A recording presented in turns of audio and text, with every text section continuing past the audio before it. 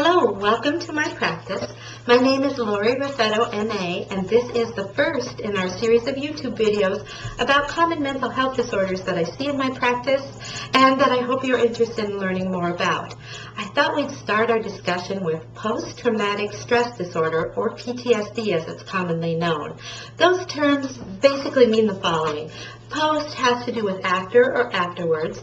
Traumatic has to do with trauma, and there are really two kinds of trauma.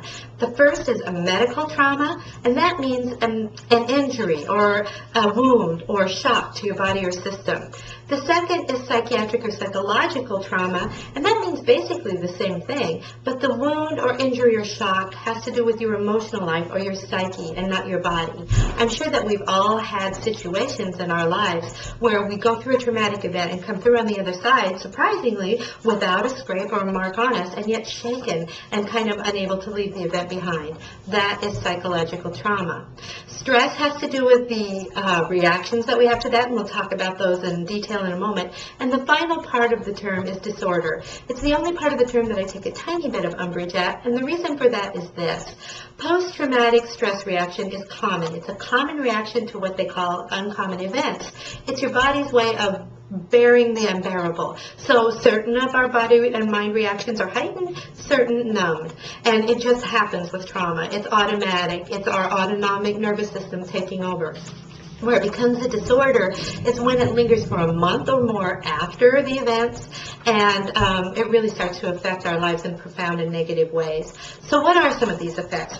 Well, according to the DSM, one of them is intrusion. So you might find yourself having intrusive thoughts about the event, not wanting to think about it, but thinking about it. You might find yourself having flashbacks where you relive the event as if it was just happening. I'm sure you've seen that happen in motion pictures, and it really does happen in real life. A common form of intrusion is nightmares. Maybe fully functioning all day and then find yourself, unfortunately, reliving the event symbolically, classically, in your dreams.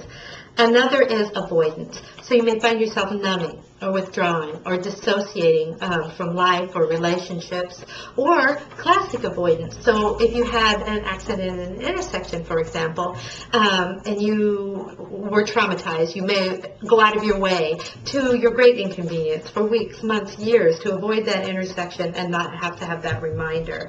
That's a classic example of avoidance. Arousal is another symptom. So when it comes to arousal, you may find yourself being angry with people that you love, snapping at them in a way that you didn't. You may find yourself clinging to people in a way that you didn't.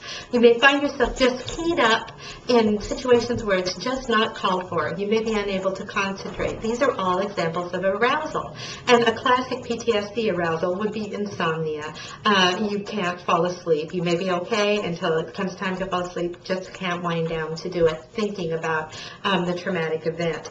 But how do you tell if these are PTSD? Well, there's one way, and that is if you find yourself functioning in a lower capacity in some form in your life after a traumatic event than you did before, you probably are suffering from PTSD. So, for example, if your relationships were functional before the traumatic event, you got along fine, but then after, like an assault, for example, you find yourself withdrawing from people or life in general, this is an example of lower functioning. It's hard to believe that a traffic accident could make you not function at work, but you may not be able to concentrate the way that you did. This could be an example of PTSD. So this is a definition of PTSD. What to do about PTSD? Well, we'll discuss that in our next video about whether or not it's possible to heal and how to make that happen. Thank you very much, and I'll see you again on my YouTube channel.